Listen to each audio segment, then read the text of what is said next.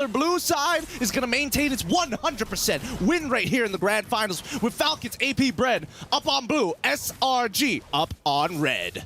Let's take a look at this composition, right? The Alpha. I think it's going to be very, very good, especially in the early game. It's really all going to come down to how they can shut down the Fanny. I think it's a similar vision for SRG that Falcons Apbren had in the previous game, which was go and invade purple buff number 2. Try to just take the purple buff away from the Fanny. And that's what Athamas does find a lot of pressure here. But honestly, when it comes towards, the later stage of the game, I don't know how the Samus will play out against, the Harris, the Alphas, where they're going to be able to actually kind of burst him down.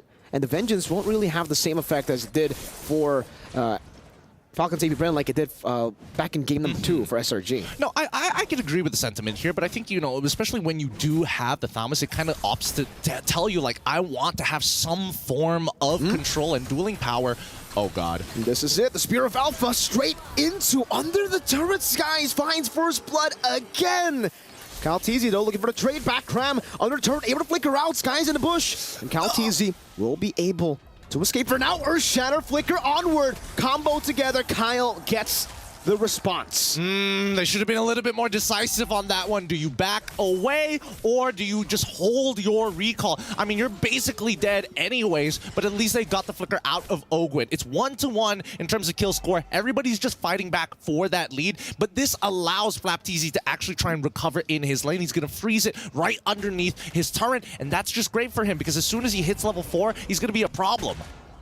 And now for Falcons Apbren, that level 4 power spike is going to be massive as well, by the way. Huge. Few, Demonic Force is all he needs, technically for Ogwin as well with the Primal Wrath, and it will create a position or a situation where it's going to be very hard for Stormy. Does he steal the Primal Wrath? Does he steal the Demonic Force? Well, that's your answer. He goes for the Primal Wrath over the Demonic Force. So let's see how that plays out. Yeah, I think for now, especially in the earlier stages of the game, there's taking the Demonic Force, especially, the only person you can really punish is Calteezy, right? But even then, these cables are really good. They can cover a lot of distance at a time, and even pulling yourself away from the Demonic Force in a lot of these cases, right? So I think that taking the Primal Wrath is going to be the most optimal. It's good, it's versatile, it keeps you alive in a lot of situations as well. But in the meantime, I'm curious about the status of Innocent dealing with Super Marco. Let's have a quick look at how the state of the lane is going, because I'm guessing that both of these gold laners, they are going to play a little more passively. Oh! Flicker Implosion, good one by Yoop, straight into the shove. Cram holding on to the last Insanity. Primal Wrath used up, and now it's the last Insanity to blow him up in the back line. Calteezy finding the trade,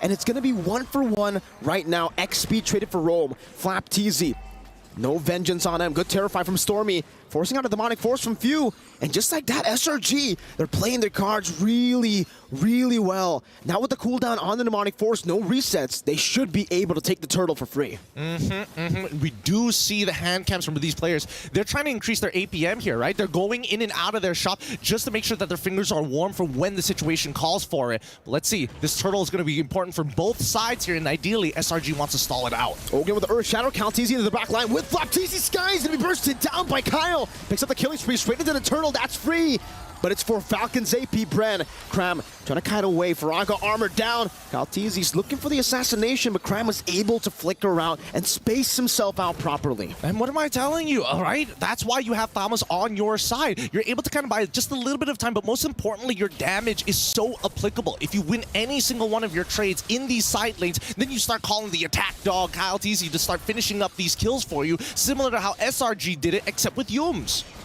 Slowly but surely for Falcons Apbren, that's always been the way they take their games, at least the winning games, right? It's all about building the gold lead very steadily, utilizing the macro advantage, and then suddenly going for a big team fight with that power spike hitting. Well, regardless, at this point, I think that even between Calteezy and as well as Sakai's, if you look at the gold in favor of Calteezy, a slight EXP lead for Sakai's, and that's going to change very quickly since there's plenty of camps up still left for Kyle.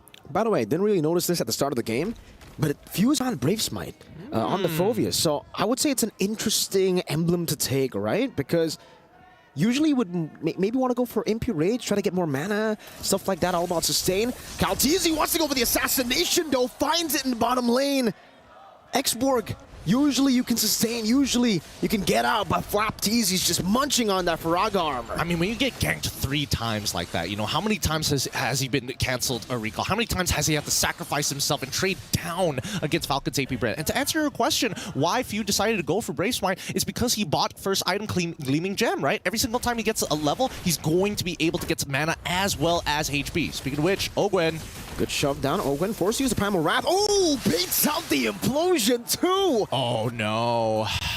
Is this a dive angle? They know that Harith doesn't have the Zaman Force.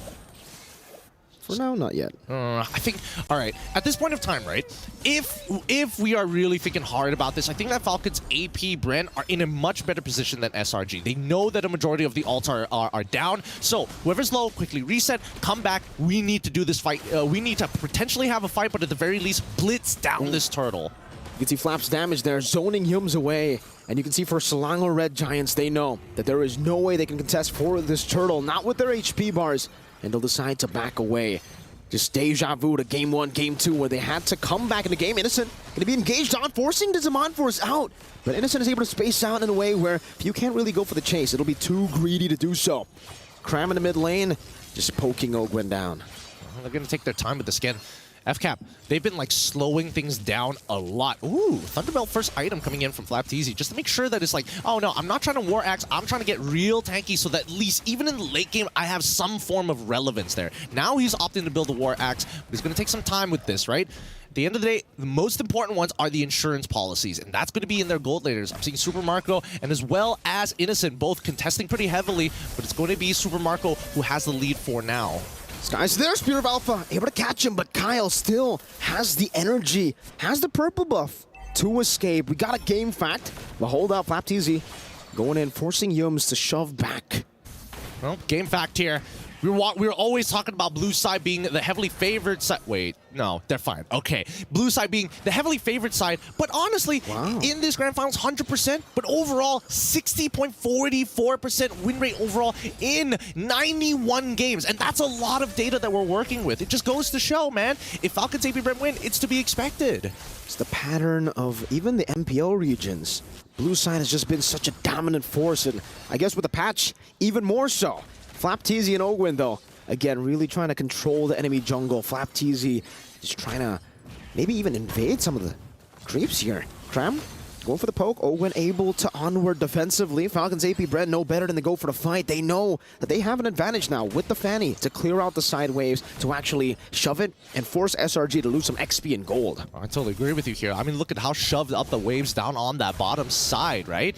And at this point, Falcons Apbren can keep on doing this. Keep stretching Selangor Red Giants, start taking away their tier 1s, but most importantly, with the attention being pulled elsewhere, this purple buff for Kyle TZ is always free. It's not being taken away from him just yet. Ooh, Cram!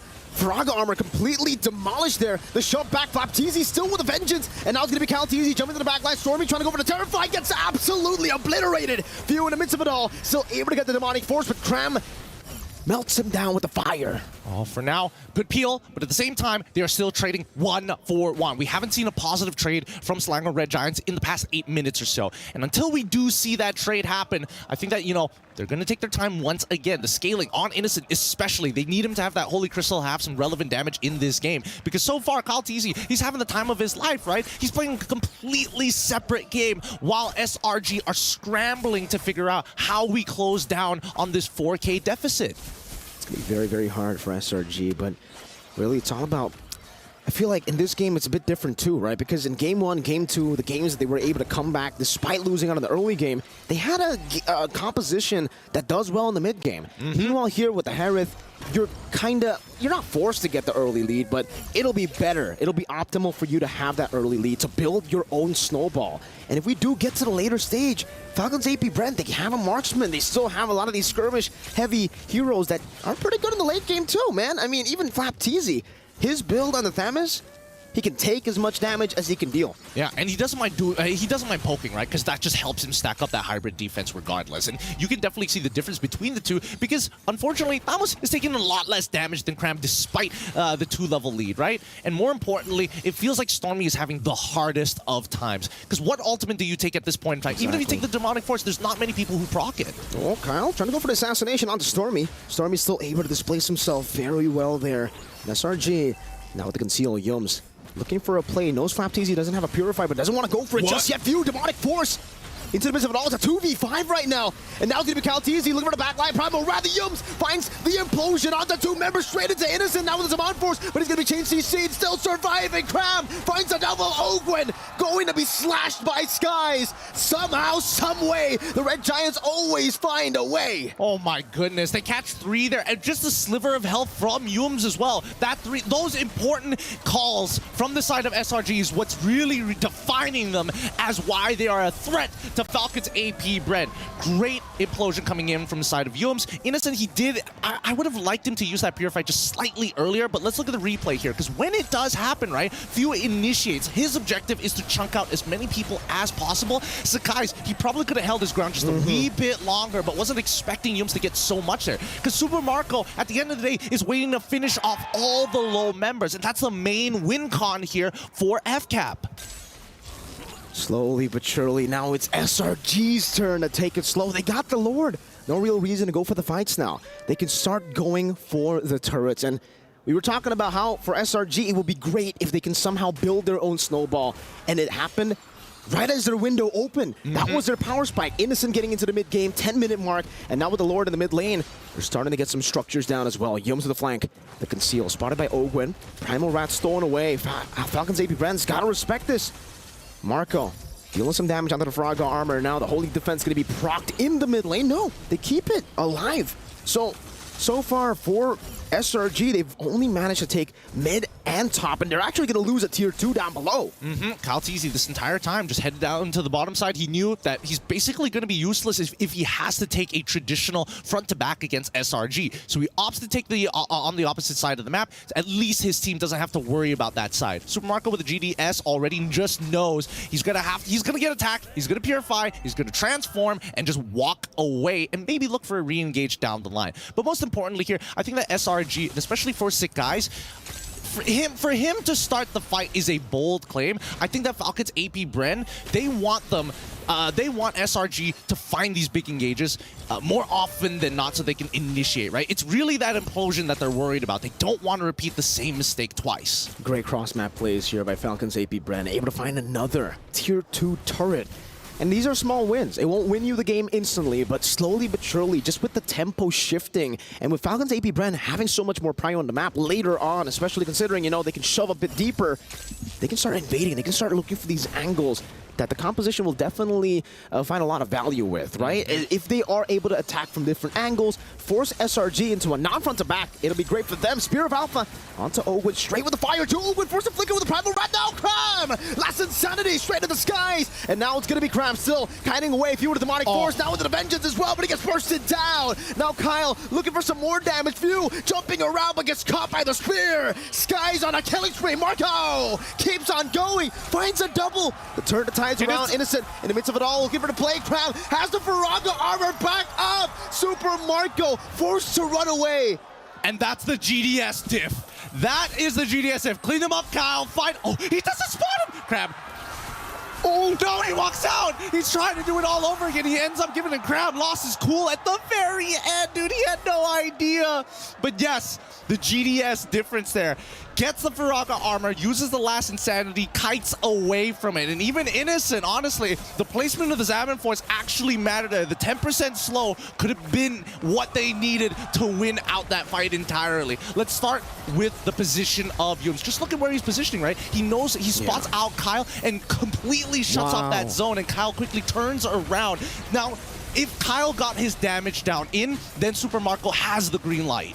Innocent, though, dealing a whole lot of damage. Ogwen, even with the Primal Rep, gets completely obliterated. Calteezy into the back. Yums doing the same thing again. Stormy able to flicker out with the Primal Rat. Skies finds the red tree again, and Few is all but alone amongst the red giants. But even then, SRG, they say, no, we will not fight, we got the Lord. This is becoming brutal combat. Honestly, they're putting everything on the line to make these plays work out. Let's look at the replay one more time to catch up on what exactly happened. Once again, Yum starts walking forward. Despite being a man down, right? We do see that Innocent able to outplay the situation thanks to the help. He plays literally almost on top of Yums as he flickers forward to try and catch as many people possible. Now it's about them utilizing the enhanced Lord. Calteezy was able to secure the orange buff. Now in the mid lane, Flapteezy to get a bit of damage. The Blood Wings already done from Innocent. Look at the burst damage onto Flap, forced to use the ultimate as the Lord charges in. Innocent still holding on to Zaman Force, knows that there are going to be more waves. Oh. Few brought back to the team, now forced to use the Demonic Force. Absolutely gunned down from the skies with the Demonic Force. It didn't even matter. That was disgusting. That was disgusting. He literally got behind him and pushed him back into the team. This could be an end angle here. Oh, Gwen, Earth Shatter not connecting. Now with the Spear of Alpha from Skies, unable to connect. It seems they are struggling. Calteezy gets bursted down right as he cables in. The base wide open. Selangor Red Giants take match point. They're the first to touch it. MY